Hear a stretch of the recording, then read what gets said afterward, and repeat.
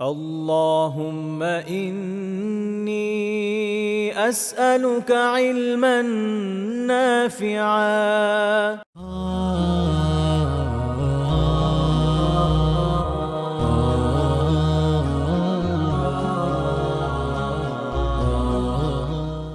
আসসালামু আলাইকুম ওয়া রাহমাতুল্লাহি ওয়া বারাকাতুহু। আলহামদুলিল্লাহ ওয়াসসালাতু ওয়াসসালামু আলা রাসূলিল্লাহ ওয়া আলা আলিহি ওয়া সাহবিহি ওয়া মান ওয়ালাহ, আম্মা বা'দ। ফাআউযু বিল্লাহি মিনাশ শাইতানির রাজীম। বিসমিল্লাহির রাহমানির রহিম। ওয়া মা খালাকতুল জিন্না ওয়াল ইনসা ইল্লা লিয়াবুদুন। সম্মানিত দিনী ভাই ও বোনেরা, যারা আমাদের সাথে আজকে যুক্ত হচ্ছেন এবং হবেন, মহান আল্লাহ সুবহানাহু ওয়া তাআলার কাছে আমরা তৌফিক কামনা করছি যে রব্বুল আলামিন ঈদের পরে আজকে থেকে আমাদের ধারাবাহিক যে দার্স আমরা শুরু করেছিলাম কোরআনের গল্প থেকে শিক্ষা, এই ধারাবাহিকতায় আজকেও আমরা উপস্থিত হয়েছি আমাদের আজকের এই অনুষ্ঠানে। আমাদের সাথে জুমে যারা যুক্ত হয়েছেন আপনাদের সবাইকে অভিনন্দন জানাচ্ছি এবং আমাদের পেজে যারা যুক্ত হচ্ছেন আপনাদেরকে অভিনন্দন জানাচ্ছি। সম্মানিত দিনী ভাই বোনেরা, আমরা আজকে সূরা মারিয়াম থেকে আজকে আমরা সেখানে যে কয়েকটা বিষয়ে আল্লাহ সুবহানাহু ওয়া তাআলা কথা বলেছেন, আলোচনা করেছেন, যে কয়েকজন মহা মানবের ব্যাপারে আল্লাহ সুবহানাহু ওয়া তাআলা সেখানে আলোকপাত করেছেন, তাদের গল্প তুলে ধরেছেন, তাদের জীবনী তুলে ধরেছেন, তাদের জীবনের গুরুত্বপূর্ণ দিকগুলো আল্লাহ সুবহানাহু ওয়া তাআলা সেখানে উপস্থাপন করেছেন। সেখান থেকে আমরা আমাদের জীবনে কি কি শিক্ষা গ্রহণ করতে পারি, এই বিষয়গুলো নিয়ে আজকে আমরা আলোচনা করব। আমা তাওফীক ইল্লা বিল্লাহ। সম্মানিত দিনী ভাই ও বোনেরা, আল্লাহ সুবহানাহু ওয়া তাআলা পবিত্র কোরআনুল কারিমে আমাদের পূর্ববর্তী মানুষদের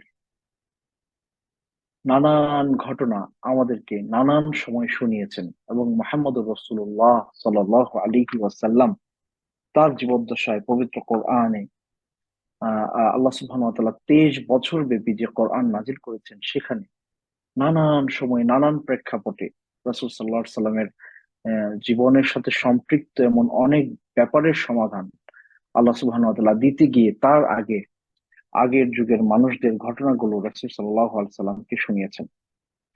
এরই ধারাবাহিকতায় একটা ঘটনা হচ্ছে সূরাত মারইয়ামের শুরুতেই আল্লাহ সুবহানাহু ওয়া তাআলা তার প্রিয় বান্দা জাকারিয়া আলাইহিস সালাতু ওয়াস সালামের ব্যাপারে আলোকপাত করা শুরু করেছেন এই সূরার শুরু থেকে।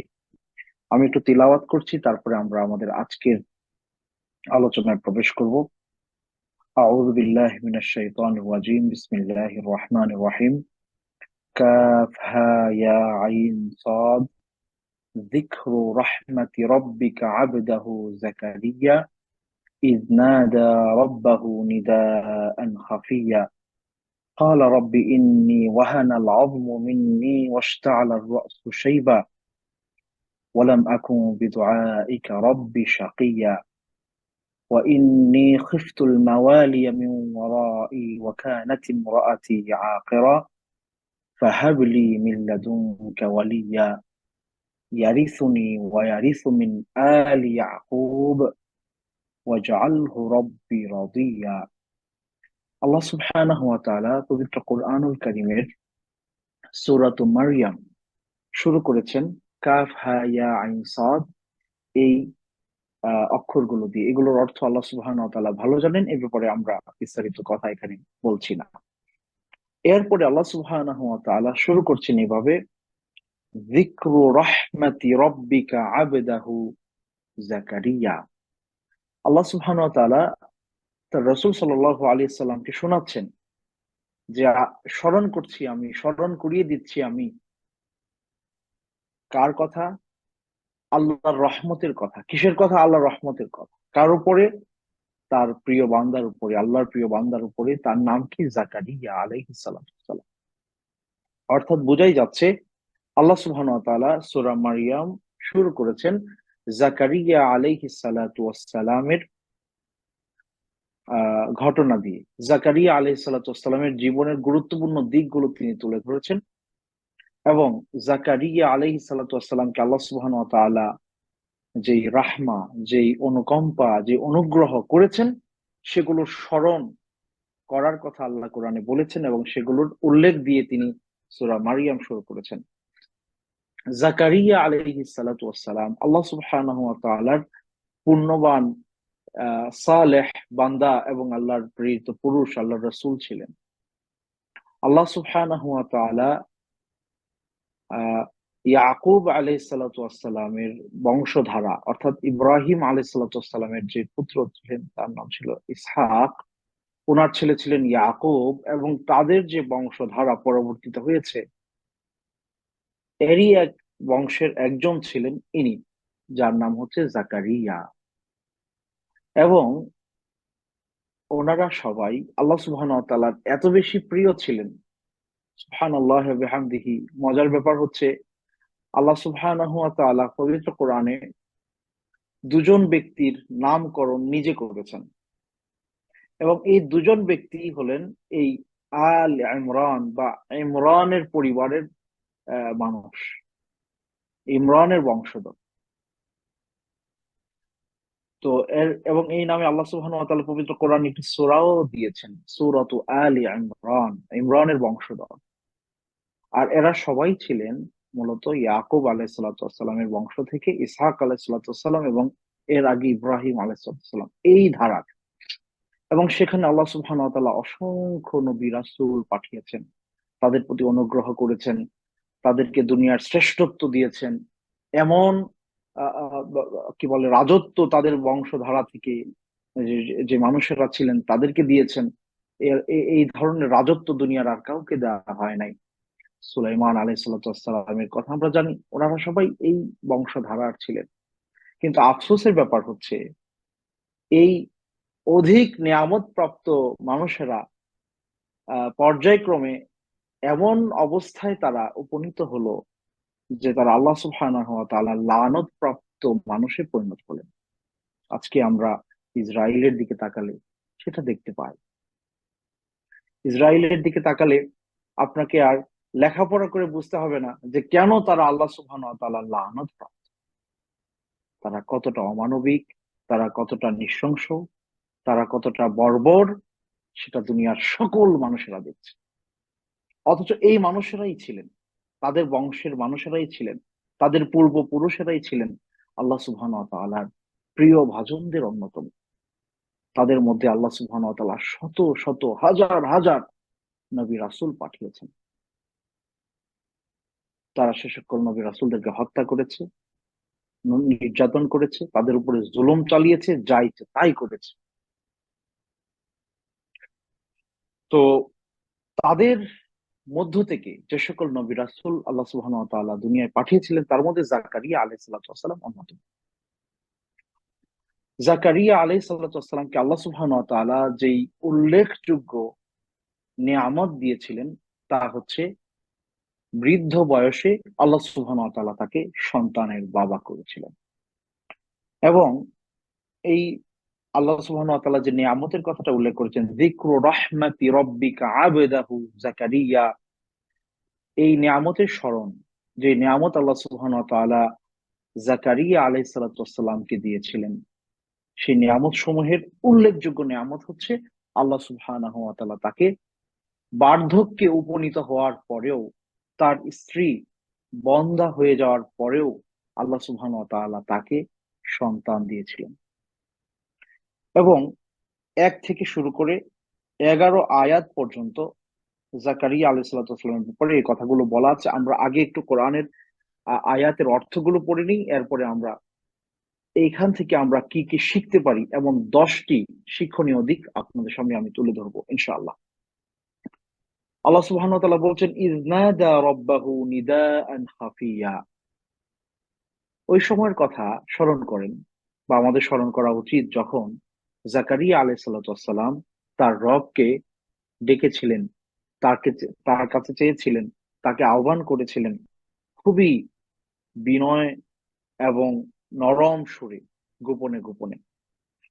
ক্বালা রাব্বি, তিনি বলেছিলেন, হে আমার রব, ইন্নী ওয়াহানাল আযমু মিন্নী ওয়াশতাআলা রাসু শাইবা, আমার হাড্ডিগুলো একেবারে মানে মানুষের যখন বার্ধক্য মানুষ যখন বার্ধক্যে উপনীত হয় তখন তার চুলে পাক ধরে যায়, চুলগুলো পেকে যায়, আর শরীরের যে হাড্ডিগুলো আছে এগুলো দুর্বল হয়ে পড়ে।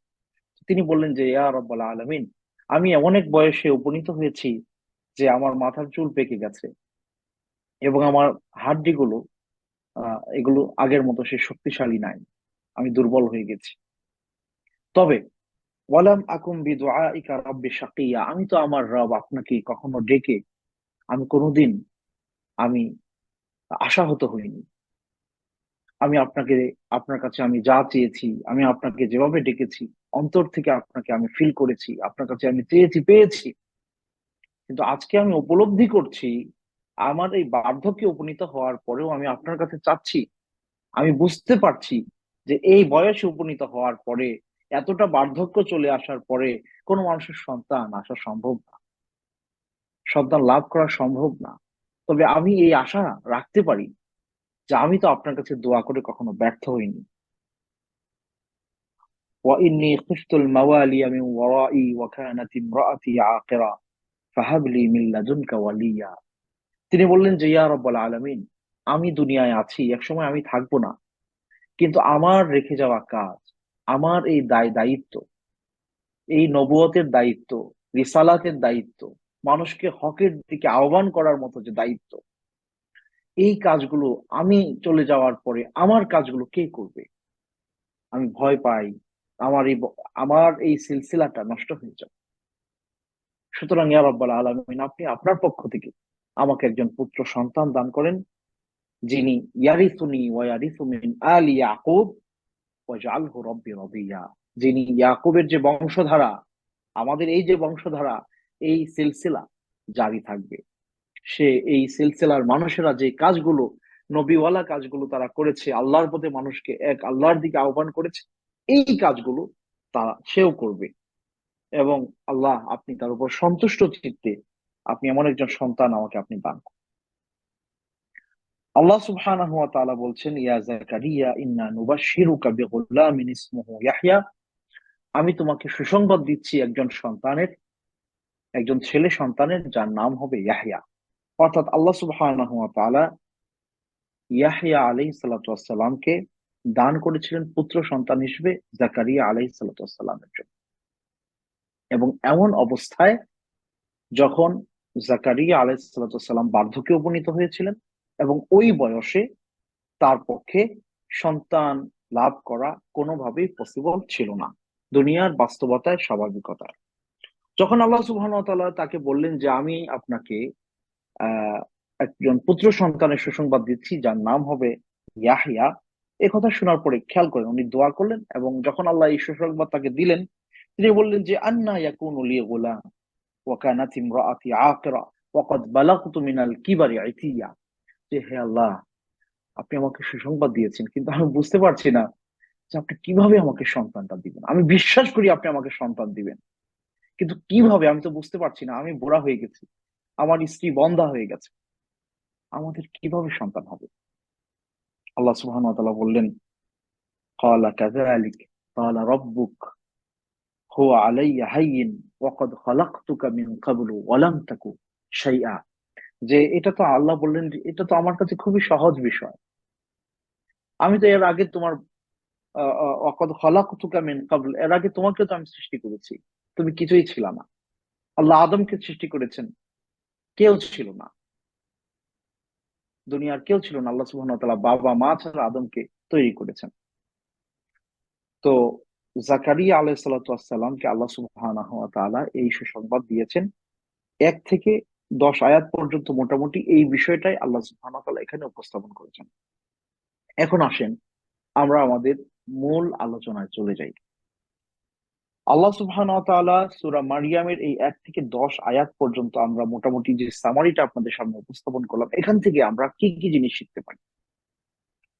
প্রথম কথা হচ্ছে, আমরা একটা গুরুত্বপূর্ণ জিনিস এখান থেকে শিখতে পারি, তা হচ্ছে জাকারিয়া আলাইহিস সালাতু ওয়াস সালামের এই যে দোয়াটা, ইজনাদা রব্বাহু নিদাআন খাফিয়া, যে তিনি তার রবকে নির্জনে, চুপে চুপে, নিভৃতে, একান্তে, আস্তে আস্তে, তিনি আর তার রব এরকম অবস্থায় আল্লাহর কাছে তিনি চেয়েছেন। পবিত্র কোরআনের একটি আয়াত আরেকটি আয়াতকে ব্যাখ্যা করে। আপনি যখন কোথাও একটি আয়াত পড়বেন তার সাথে রিলেট করে এরকম আরো আয়াত কোরআনে আপনি পাবেন। আমরা দেখেছি যে জাকারিয়া আলাইহিস সালাতু ওয়াস সালামের এই দোয়াটার আগে একটা প্রেক্ষাপট আছে। সেখানে যে কথাটা উল্লেখ করা আছে, যে যেমন সূরা আলী ইমরানে যেটা আছে যে হুনালিকা দাআ জাকারিয়া রাব্বাহ, ওইখানে তিনি আল্লাহ সুবহানাহু ওয়া তাআলার কাছে দোয়া করেছেন। এর আগের আয়াতে আল্লাহ সুবহানাহু ওয়া তাআলা আরেকটা ঘটনার উল্লেখ করেছেন, সেটা হচ্ছে যে মারিয়াম আলাইহাস সালাতু ওয়াস সালামের মায়ের কথা সেখানে উল্লেখ করা হয়েছে। যে মারিয়াম আলাইহিস সালাতু ওয়াস সালাম, মারিয়াম আলাইহাস সালাতু ওয়াস সালামের মা যখন হামিল হলেন, গর্ভবতী হলেন, তখন তিনি বললেন, ইন্নী নাযারতু লাকা মা ফি বাতনি মুহাররারা, হে আল্লাহ, আমার এই গর্ভে যে সন্তান আছে আমি তাকে আপনার রাস্তায় উৎসর্গ করলাম। তারা বসবাস করতেন বর্তমান বাইতুল মাকদিস, যেখানে প্যালেস্টাইনে, ওই অঞ্চলে, ওই এলাকায়, ওই জায়গায়। তো ওনার একটা স্বপ্ন ছিল যে ওনার যে সন্তান দুনিয়ায় আসবেন, এক পুত্র সন্তান হবেন, এবং এই পুত্র সন্তান বাইতুল মুকাদ্দাস, সেটার রক্ষণাবেক্ষণ, দেখাশোনা, এটার তারবিয়া, এর পেছনে সময় ব্যয় করবেন। আল্লাহ সুবহানাহু ওয়া তাআলার কাছে তিনি ফরিয়াদ করলেন যে আমার এই সন্তানকে আমি তোমার রাস্তায় আমি উৎসর্গ করে দিলাম। কিন্তু দেখা গেল যখন তিনি সন্তান লাভ করলেন, সন্তান হলো মেয়ে, মেয়ে সন্তান। এখন একজন মেয়ে ছেলের মতো ইমামতি করতে পারবে না, ওইভাবে যেভাবে ছেলেরা বাইরের কাজ করতে পারে, রক্ষণাবেক্ষণ করতে পারে, এভাবে একজন মেয়ের পক্ষে করা সম্ভব না। কিন্তু আল্লাহ সুবহানাহু ওয়া তাআলার ফয়সালা হয়তো ভিন্ন। একজন ছেলে যা করতে পারে তার চেয়ে বেশি কিছু মারিয়াম আলাইহিস সালামের মতো মানুষ করেছিলেন। আল্লাহ সুবহানাহু ওয়া তাআলা এটাকে সারা দুনিয়ার মানুষের জন্য একটা নিদর্শন তার কাছ থেকে রেখে দিয়েছেন। তো যখন মারিয়াম আলাইহিস সালাম জন্মগ্রহণ করলেন, তখন বিভিন্ন বর্ণনায় আছে যে তার বাবা মারা যান। তার বাবা মারা যাওয়ার পরে এতিম মেয়ে, এই মেয়েকে কে দেখাশোনা করবে? তো ওনার বাবা যেহেতু খুব প্রসিদ্ধ মানুষ ছিলেন এবং ওই সময়কার মানে নেতাদের একজন ছিলেন, আলেমদের একজন ছিলেন, নেতৃস্থানীয় ব্যক্তিদের একজন ছিলেন, তো ওনার মেয়েকে লালন পালনের জন্য অনেক মানুষই চাইলো যে হ্যাঁ আমি লালন পালন করব। সবাই আগ্রহ দেখালো, সবাই লালন পালন করবে। তখন সমাধান কি? সমাধান হলো যে লটারির মাধ্যমে যার নাম উঠে সেই ওনার লালন পালন করবে, এরকম বর্ণনা আছে। তো লটারি বলতে মানে ধরেন 10 জন লোক চাচ্ছে, 10 জনের নাম থেকে যার নাম উঠবে সেই করবে, এরকম। ওই ওই জোয়ার লটারি না আবার, যেটা হারাম। তো এই ধরনের লটারি বৈধ, অর্থাৎ একই কাজ বা আমি বাছাই করার জন্য সবাই যোগ্য, এখন আমি কাকে নিযুক্ত করব? সবাই যোগ্য। এক্ষেত্রে আমি লটারির মাধ্যমে যার নামটা উঠবে তাকে আমি নির্বাচন করতে পারি, এটা ইসলামী শরিয়াতে বৈধ। তো সেখানে জাকারিয়া আলাইহিস সালাতু ওয়াস সালামের নাম আসলেন এবং তিনি, আল্লাহ কোরআনে বলছেন ওয়াকাফালাহা জাকারিয়া, জাকারিয়া আলাইহিস সালাতু ওয়াস সালামের তত্ত্বাবধানে মারিয়াম আলাইহিস সালাতু ওয়াস সালামকে দিয়ে দিলেন। কোন কোন বর্ণনায় আছে তিনি ছিলেন মারিয়াম আলাইহিস সালাতু ওয়াস সালামের খালু, কোন কোন বর্ণনায় আসছে বোনের হাজবেন্ড, নানান কিছু। যাই হোক, সব মিলিয়ে এটাই শক্ত বর্ণনা যে উনি ওনার খালু ছিলেন। যাই হোক, তো জাকারিয়া আলাইহিস সালাতু ওয়াস সালামের দায়িত্ব কি ছিল? যে মারিয়াম আলাইহিস সালাতু ওয়াস সালামের ভরণ পোষণ, তার পরিচর্যা, তার খিদমতের জন্য লোক রাখা, কিংবা তাকে লালন পালন করা একেবারে ছোটবেলা থেকে। তো তিনি সেই দায়িত্ব যথাযথভাবে পালন করছেন এবং আল্লাহ কোরআনে বলেছেন ফাতাকাব্বালাহা রাব্বুহা বিকবুলিন হাসানিন ওয়া আনবাতাহা নাবাতান হাসানা ওয়া কাফফালাহা জাকারিয়া। মারিয়াম আলাইহিস সালামের মা দোয়া করেছিলেন যে হে আল্লাহ, আমার এই মেয়েটাকে আপনি যথাযথভাবে আপনার জন্য কবুল করেন। তো আল্লাহ সুবহানাহু ওয়া তাআলা তাকে উত্তম ভাবে কবুল করলেন, ইসলামের জন্য কবুল করলেন, দ্বীনের জন্য কবুল করলেন, এবং জাকারিয়ার মতো একজন রাসূলের তত্ত্বাবধানে তাকে রাখা হলো। তো জাকারিয়া আলাইহিস সালাম তার ভরণ পোষণ করতেন, তার যাবতীয় খরচ যা যা প্রয়োজন হতো তিনি দিতেন।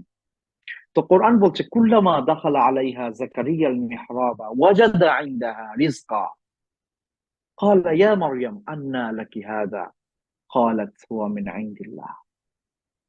সুবহানাল্লাহ। আমাদের মূল পয়েন্টটা এখন আমি যে আলোচনা করার জন্য যে বিষয়টা বোঝানোর জন্য এত ঘুরে আসলাম, এই পয়েন্টটা এখানে। মারিয়াম আলাইহাসসালাম বাইতুল মাকদিসের ভেতরে একটা জায়গায় ইবাদতের জন্য নিজের জন্য নির্ধারণ করছিল। ওখানে উনি থাকতেন হয়তো, বা ইবাদত বন্দেগী করতেন, এরকম কিছু একটা। সেটাকে কোরআনে মেহরাব বলা হয়েছে। মেহরাব মানে এই না যে মসজিদের সামনে যে জায়গাটাতে ইমাম সাহেব দাঁড়ান ওইটাই মেহরাব না। মেহরাব ওইটাও হতে পারে। আবার মসজিদের ভেতরে একটা জায়গা নির্ধারণ করা ইবাদতের জন্য, এটাকেও মেহরাব বলা যায়। তো মারিয়াম আলাইসালাম সেখানে নিজের মেহরাবে বা সলাতের জায়গায় যখন তিনি ছিলেন, অবস্থান করতেন, জাকারিয়া আলাইহিস সালাম ওনার খোঁজ খবর নেওয়ার জন্য সেখানে যেতেন। তো যখনই তিনি সেখানে যেতেন, সেখানে গিয়ে এমন অদ্ভুত খাবার দাবার সেখানে উপস্থিত দেখতে পেতেন। কোন কোন বর্ণনায় আছে যে শীতকালে গ্রীষ্মকালের ফল সেখানে তিনি পেতেন, এবং গ্রীষ্মকালে শীতকালের ফসল সেখানে পেতেন বা ফল পেতেন, খাবার পেতেন। এই অবস্থা দেখে জাকারিয়া আলাইহিসসালাম অবাক হলেন। তিনি আল্লাহর রসূল, তিনি আল্লাহর রসূল, তিনি মারিয়াম আলাইহিসসালাম তখনও পর্যন্ত কিছুই না, হয়তো কিশোরী। কিশোরী একটা মেয়ের কাছে এমন এমন খাবার দাবার পাওয়া যাচ্ছে যেটা ওই সময়ে ওই এলাকায় কোথাও মানে খুঁজে পাওয়া যায় না। এরকম একটা অদ্ভুত বিষয়। তিনি জিজ্ঞেস করলেন আন্না লাকি হাযা, যে মারিয়াম, এই জিনিস তোমার কাছে কোত্থেকে আসে? তিনি বললেন এটা আল্লাহর পক্ষ থেকে আসে। তো তিনি আল্লাহর রাসূল, তিনি জানেন আল্লাহ সুবহানাহু ওয়া তাআলা ইন্নাল্লাহা ইয়ারযুকু মান ইয়াশাউ বিগাইরি হিসাব, আল্লাহ যাকে চান অবারিত করে দেন, তার রহমত, তার বরকত, তার রিজক অবারিত করে দেন। জাকারিয়া আলাইহিস সালাম এই ঘটনা দেখার পরে কোরআন যেটা বলেছে হুনালিকা দাআ জাকারিয়া রাব্বা। হুনালিকা মানে কি? হুনালিকা মানে দুইটা হইতে পারে। হয় ঠিক ওই ঘটনা দেখেই তিনি চিন্তা করলেন যে আল্লাহ সুবহানাহু ওয়া তাআলা একজন কিশোরীর কাছে এবং অদ্ভুত রিজিক যেটা এই সময়ে এই সমাজে অ্যাভেলেবল না, এবং স্পেশাল কিছু তার কাছে পাঠাতে পারেন, সে আল্লাহ সুবহানাহু ওয়া তাআলা অবশ্যই আমাকে বার্ধক্যে উপনীত হওয়ার পরেও সন্তান দিতে পারে। তিনি তখন ভালোভাবে চিন্তা করলেন। তাহলে হোনালিকার একটা অর্থ এই যে ঠিক ওই সময়ে তিনি উপলব্ধি করলেন যে আমি আল্লাহর কাছে খুব ফার্মলি আমার এই চাওয়া আমাকে চাইতে হবে। এটা অবাস্তব, এটা অসম্ভব, এটা পাথরে ফুল ফোটানোর মতো বিষয়, তবে আল্লাহ চাইলে সেটাও সম্ভব। তাহলে মারিয়ামের কাছে আলাইহাস সালাম এই সময়ে, এই শীতকালে গ্রীষ্মকালের ফল কিভাবে আসে? এটা কিভাবে সম্ভব? এটা একটা অর্থ। হুনালিকার আরেকটা অর্থ হইতে পারে যে ওই জায়গায় যেখানে মারিয়াম আলাইহিস সালাম আল্লাহর কাছে, আল্লাহর কাছে যে জায়গায় তিনি আল্লাহর কাছে এইরকম রিজিক প্রাপ্ত হয়েছেন, এর ঠিক পাশেই তিনি আল্লাহ সুবহানাহু ওয়া তাআলার জন্য ইবাদতে দাঁড়িয়ে যান, সলাতে দাঁড়িয়ে যান, দোয়ার জন্য দাঁড়িয়ে যান। দুইটাই হতে পারে, তবে প্রথমটা বেশি শক্তিশালী মনে হচ্ছে। যে ঠিক ওই অবস্থা দেখে তিনি উপলব্ধি করলেন যে মারিয়াম আলাইহিস সালামের কাছে যদি অবাস্তব বিষয়ের বাস্তবতা দেখা যায়, তাহলে আমি তো আল্লাহর রাসূল, আমার পক্ষে কেন এই অবাস্তব বিষয়ে আল্লাহ বাস্তব করতে পারবেন না? সম্মানিত দিনী ভাই বোনেরা, যারা আজকে আমাদেরকে শুনছেন, যারা আমাদের সাথে যুক্ত হচ্ছেন, এখানে খুব গুরুত্বপূর্ণ কয়েকটি বিষয় আছে, চিন্তা করার বিষয়। প্রথম হচ্ছে এই যে আপনি আল্লাহ সুবহানাহু ওয়া তাআলার প্রিয় ভাজন হওয়া সত্ত্বেও আপনার চেয়ে আল্লাহর কাছে মর্যাদা কম এমন মানুষের কাছেও আপনার চেয়ে বেশি রিজিক চলে আসতে পারে। এটা দেখে আপনি হিংসার বশবর্তী হওয়ার কোনো মানে হয় না। আপনি কি করবেন? যেমনটা জাকারিয়া আলাইহিস সালাম, তিনি আল্লাহর রাসূল ছিলেন। মারিয়াম আলাইহিস সালামের চেয়ে অবশ্যই একজন রাসূলের মর্যাদা বেশি ইন দ্যাট টাইম, এতে কোনো সন্দেহ নাই। কিন্তু আল্লাহ সুবহানাহু ওয়া তাআলা মারিয়াম আলাইহিস সালামকে এমন অনুগ্রহ দিয়েছেন, যেটা দেখার পরে জাকারিয়া আলাইহিস সালাম নিজের ভেতরে এই জিনিসটা আসলো যে আমার পক্ষেও আল্লাহর কাছ থেকে এমন অনুগ্রহ লাভ করা সম্ভব, যেটা পসিবল না কিন্তু আল্লাহর কাছে পসিবল। তাহলে তাহলে এখান থেকে শিক্ষা এটা যে আপনি যদি আপনার চেয়ে কম যোগ্যতার কোনো মানুষের কাছে এমন কোন নিয়ামত দেখেন যেটা আপনার কাছে নাই, হিংসা করবেন না। বুঝবেন তার মধ্যে এমন কোন গুণ অবশ্যই আছে যে কারণে আল্লাহ সুবহানাহু ওয়া তাআলা তাকে এই রহমত দিয়েছেন, বা আল্লাহ কোনো না কোনো কারণ এখানে হিকমা লুকায়িত আছে, যে হিকমা থাকার কারণে আল্লাহ তাকে এরকম একটা নেয়ামতে ভূষিত করছেন। সেটা দেখে হিংসা করার কিছু নাই। কি করতে হবে? যেমনটা জাকারিয়া আলাইহিস সালাম করেছেন, সরাসরি হুনালিকা দা জাকারিয়া রব্বা, এই অবস্থাতে এই ঘটনা দেখেই তিনি বললেন, রব্বি লা তাযারনি ফারদান ওয়া আনতা খায়রুল ওয়ারিসিন। হে আল্লাহ, আমাকে আপনি একা রেখে দুনিয়া থেকে নিয়ে যান না, আমার উত্তরাধিকার দিয়ে আমাকে দুনিয়া থেকে নিয়ে যান। তিনি আল্লাহর কাছে কি বললেন? যে ইজনাদা রাব্বাহু নিদাআন খাফিয়া, তিনি খুব নিবৃতে নীরবে আল্লাহকে ডেকে বললেন, ইন্নী ওয়াহানাল আযমু মিন্নী ওয়াশতাআলা রাসু শাইবা ওয়া লাম আকুম বিদুআইকা রাব্বি শাকিয়া। হে আল্লাহ, আমি জানি আমার চুলে পাক ধরে গেছে, আমি জানি আমার অস্থি মজ্জা এগুলো আস্তে আস্তে দুর্বল হয়ে গেছে, আমার সেই পৌরসত্ব এখন আর নাই, আমার স্ত্রী বন্ধা হয়ে গেছে, আমি জানি। এত কিছু জানার পরেও আল্লাহ, আমি তোমার কাছে চাই যে ফাহাবলি মিন লাদুনকা ওয়ালিয়া, আপনার পক্ষ থেকে আমার জন্য একজন উত্তরাধিকারী আপনি দিয়ে যান, যে আমার রেখে যাওয়া কাজগুলো করবে। আল্লাহর প্রতি তাদের বিশ্বাস কেমন ছিল! সম্মানিত দিনী ভাইরা, প্রিয় বোনেরা, আমাদের দৈনন্দিন জীবনে আমাদের কত অপ্রাপ্তির বেদনা, আমাদের কত অপ্রাপ্তির বেদনা আছে। আমরা কত দিকে ঘুরে বেড়াচ্ছি, ডানে বাঁয়ে সামনে পেছনে, আমরা হয়রান হয়ে গেছি। আমরা কি একবারও ভেবে দেখেছি যে আমি যতই চেষ্টা করি না কেন, আল্লাহ সুবহানাহু ওয়া তাআলা যদি আমাকে না দেন, আমি আসলে শত চেষ্টার পরেও সেটা আমি লাভ করতে পারি। এবং এখান থেকে গুরুত্বপূর্ণ শিক্ষা আছে, সম্মানিত দিনী ভাইয়েরা এবং বোনেরা, যে যে কোনো ব্যাপারের সফলতার জন্য দোয়া হচ্ছে এর মূল চালিকা শক্তি। হ্যাঁ, ওয়াসাইল, মাধ্যম, উপকরণ এগুলো লাগবে, ওইগুলো পাওয়ার জন্য আল্লাহর কাছে দোয়া করতে হবে, ওইগুলো লাভের জন্য দোয়া করতে হবে। দোয়ার কোনো বিকল্প নাই। আর দোয়া সিলাহুল মুমিন, দোয়া আপনার জন্য অস্ত্রের মতো, অস্ত্রের মতো কাজ করবে। আপনি পারেন আর না পারেন, আপনি সামর্থ্য থাকুক আর না থাকুক, আপনি দোয়া করতে ভুলে যায় না, যে কাজটা জাকারিয়া আলাইহিস সালাম করেছেন। যখনই তিনি দেখেছেন যে মারিয়াম আলাইহিস সালামের কাছে এমন কিছু আসতেছে যেটা আসা সম্ভব না, কিন্তু আল্লাহ দিচ্ছেন, অসম্ভবকে সম্ভব আল্লাহ তার পক্ষে করছেন, তিনি চিন্তা করলেন তাহলে আমার পক্ষে আল্লাহ কেন করবেন না।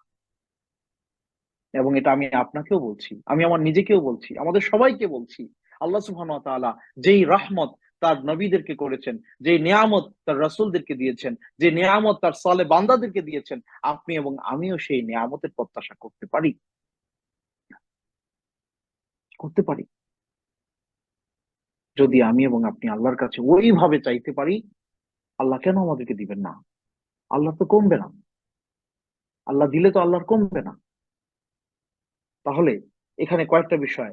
এক নাম্বার, যেটা আমি বললাম, যে যখন আমি দেখব আমার চেয়ে সামাজিক অবস্থায়, আর্থিক অবস্থায়, শারীরিক অবস্থায়, সোশ্যাল স্ট্যাটাসের দিক থেকে নিচে অবস্থান করা ব্যক্তির কাছে আল্লাহ এমন নিয়ামত দিয়েছেন যেটা আমার কাছে নাই, আমি হিংসা করব না, বরং আমি চেষ্টা করব সাথে সাথে আল্লাহর কাছে সিজদায় পড়ে কান্নাকাটি করে দোয়া করতে, যে আল্লাহ, তুমি আমাকে ওই জিনিসটা দান করো, এটা তো আমার দরকার। তুমি যদি তাকে দিতে পারো, আমাকে কেন দিতে পারো না? তুমি যদি তার প্রতি ইহসান করো, আমাকে কেন করবো না? আমিও তো তোমার বান্দা।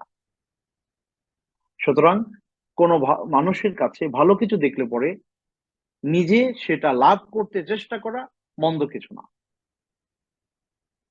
তার কাছে আছে বলে আপনি হিংসা করবেন, এটা করা যাবে না, বাট আপনি এটা অর্জনের জন্য চেষ্টা করবেন, এটা নবীওয়ালা শিক্ষা, যেমনটা জাকারিয়া আলাইহিস সালাম করেছেন। আচ্ছা, তারপরে দেখেন আল্লাহ সুবহানাহু ওয়া তাআলা কোরআনের মানে 2 নম্বর আয়াতে যেটা বলেছেন, যে যিকরু রাহমাতি রাব্বিকা আবদাহু জাকারিয়া। আল্লাহ সুবহানাহু ওয়া তাআলা কোরআনে তার প্রিয় বান্দাদেরকে, তার রাসূলদেরকে, তার প্রিয় ভাজনদেরকে উল্লেখ করতে গিয়ে আব্দ শব্দের ব্যবহার অনেক বেশি করেছেন।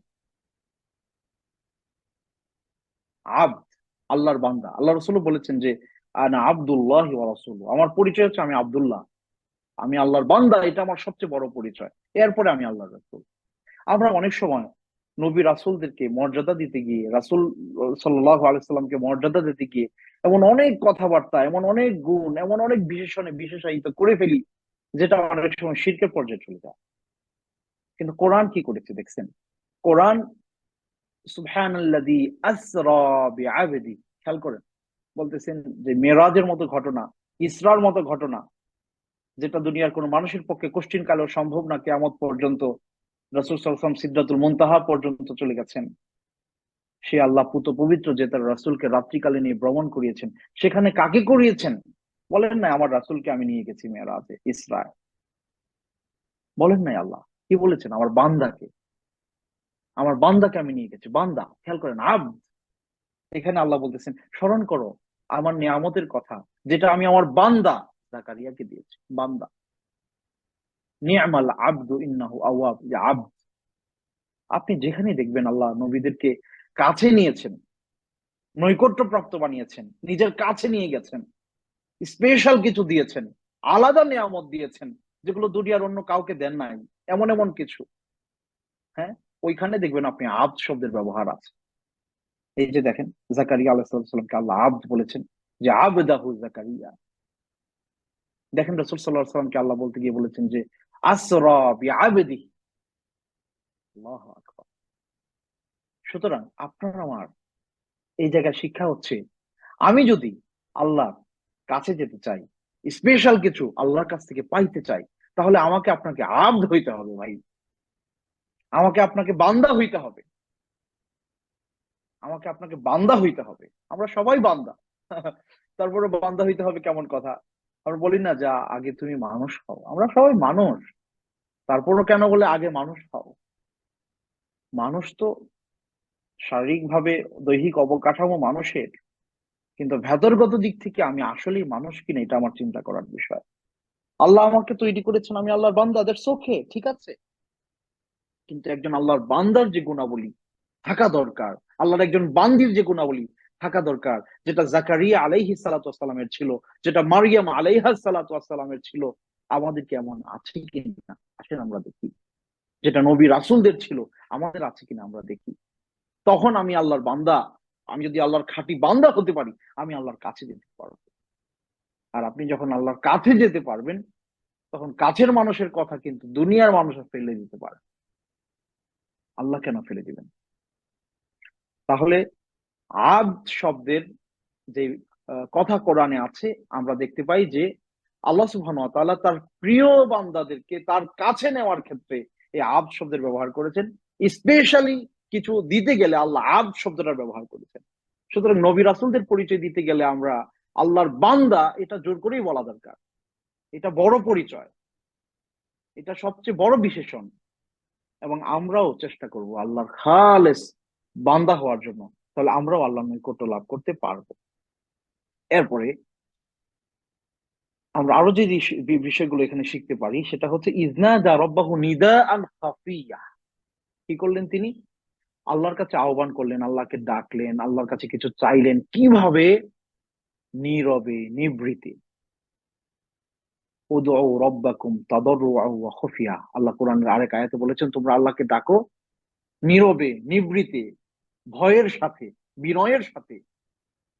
এই যে নীরবে আল্লাহকে ডাকা, এই প্র্যাকটিসটা আপনি যদি করতে পারেন, আপনার জীবনে অপ্রাপ্তি বলে কিছু থাকবে না। থাকবে না, ইম্পসিবল, কোনোদিন থাকবে না। অপ্রাপ্তির বেদনা তো থাকবেই না, অপ্রাপ্তিও থাকবে না। যদি কোনো অপ্রাপ্তি আল্লাহ রাখেনও, বুঝবেন এটা আপনাকে এত বেশি কিছু আল্লাহ দিতে চান আখেরাতে, এই কারণে এটা রেখে দিয়েছেন। এটা কবুল হয়ে গেছে, কিন্তু এটা আপনার জন্য স্টকে রাখা আছে, এরকম। তো নীরবে, নিভৃতে, নির্জনে আল্লাহকে ডাকতে হবে যদি আপনার স্পেশাল কিছু দরকার হয়। এটা নবীদের শিক্ষা। আমাদের একজন প্রফেসর বলেছিলেন কথাটা, মানে উনি হয়তো বলেছেন, আমার কাছে ভালো লেগেছে, এবং কোরআনের আয়াতগুলোর সাথে মিলালে দেখি যে মিল পাই। কি বলেছেন? রাসূল সাল্লাল্লাহু আলাইহি সাল্লাম কাবা শরীফ রেখে মানে আল কাবাতুল মুশাররাফা ছিল, আল মসজিদুল হারাম, যে আল কাবা আল মুশাররাফা, সেই কাবার পাশ থেকে আল্লাহ রাসূল সাল্লাল্লাহু আলাইহি ওয়াসাল্লাম বের হয়ে তিনি চলে গেলেন কোথায়? 5-6 কিলোমিটার দূরে হেরা গুহায়, জাবাল নূরের উপরে, যেখানে উঠতে 1.5 ঘন্টা সময় লাগে। এইখানে উঠে গারে হেরায় তিনি নির্জনতায় চলে গেলেন ওয়াহি লাভের আগে। তার মানে বোঝা গেল যে আপনি যদি সফলতা চান, নির্জনতা লাগবে, ফোকাস লাগবে, ফোকাস। কারণ আপনি যত নিভৃতে যাবেন, নীরবে যাবেন, নির্জনতায় যাবেন, সেখানে মানে ফোকাসের জায়গাটা স্ট্রং হবে। তো এটা একটা গুরুত্বপূর্ণ বিষয় যে আপনি দুনিয়ার যে কোনো সফলতা যদি আপনি আসলে চান, মানে আপনি যদি আসলেই কিছু চান আল্লাহর কাছে, নীরবে নিভৃতে, কেউ দেখবে না, আপনি আর আপনার আল্লাহ, এরকম একটা এনভায়রনমেন্ট আপনাকে তৈরি করতে হবে, এমন একটা অবস্থা আপনার মধ্যে তৈরি করতে হবে, আপনার কাজে কর্মে, আপনার ইবাদতে, আপনার দোয়ায়, যেমনটা জাকারিয়া আলাইহিস সালাম তৈরি করেছেন।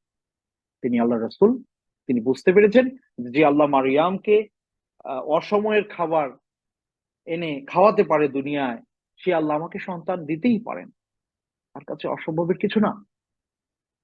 আচ্ছা, তাহলে এই জিনিসটা আমরা বুঝতে পারলাম বা জানতে পারলাম বা শিখতে পারলাম। আমরা জাকারিয়া আলাইহিস সালামের আমল দেখলাম, মুহাম্মদ রাসূলুল্লাহ সাল্লাল্লাহু আলাইহি ওয়াসাল্লামের ব্যাপারটা উল্লেখ করলাম, নবুয়ত লাভের আগে তিনি হেরা গুহায় নির্জনতায় চলে গিয়েছিলেন।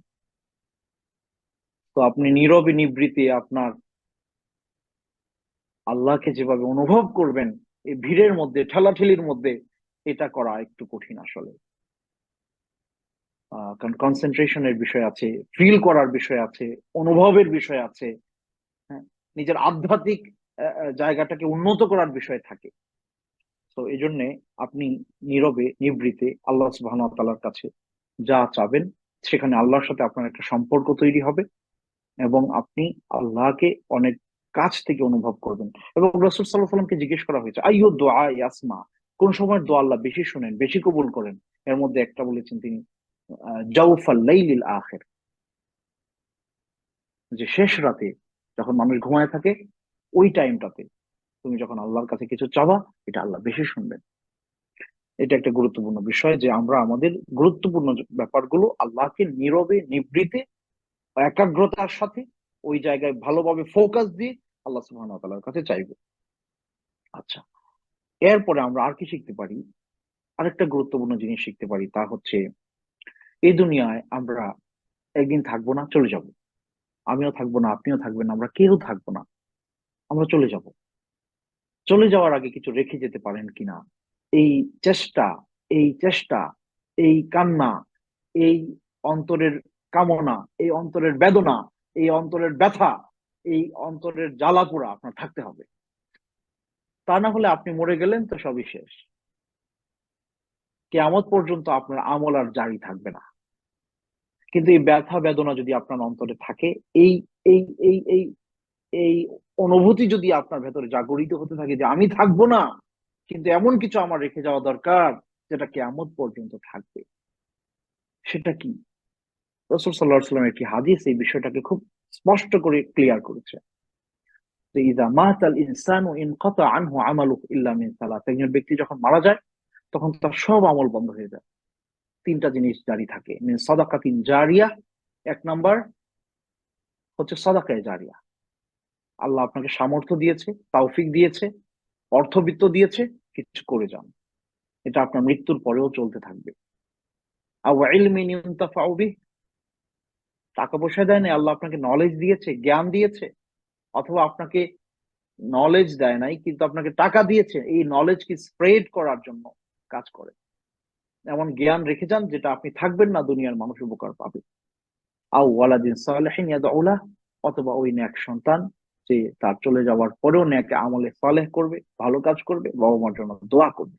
এই ধারা, এই সিলসিলা কিয়ামত পর্যন্ত চলতে থাকবে, আর উনিও সওয়াব পেতে থাকবে। আল্লাহ সূরা ইয়াসিনে তাই বলেছেন, ওয়ানাকতুবু মা কদ্দামু ওয়া আসারহুম, আমি লিখছি তোমরা যা করছো তা, এবং যে আসার, যে ফুটপ্রিন্টস তুমি দুনিয়াতে রেখে আসছো, সেগুলো তোমাদের জন্য আমি লিখছি। তাহলে সম্মানিত দিনী ভাইরা, সালেহ বান্দারা, আল্লাহর খালেস বান্দারা, জান্নাত প্রত্যাশী বান্দারা, জান্নাতের মর্যাদা যারা সমুন্নত করতে চান, ওই বান্দারা দুনিয়াতে তাদের নিজেদের আমলের উপরে সন্তুষ্ট থাকতে পারে না ভাই। কেমনে পারবেন আপনি? চিন্তা করে দেখেন, আপনার বয়স 40 বছর, 35 বছর, 30 বছর, 50 বছর। চোখটা বন্ধ করে চিন্তা করে দেখেন, এই 50 বছরের জীবনে আপনি কতটুকু ভালো করেছেন একা, আর কতটুকু মন্দ করেছেন একা। আপনি একা একজন মানুষ, আমি সালাহুদ্দিন।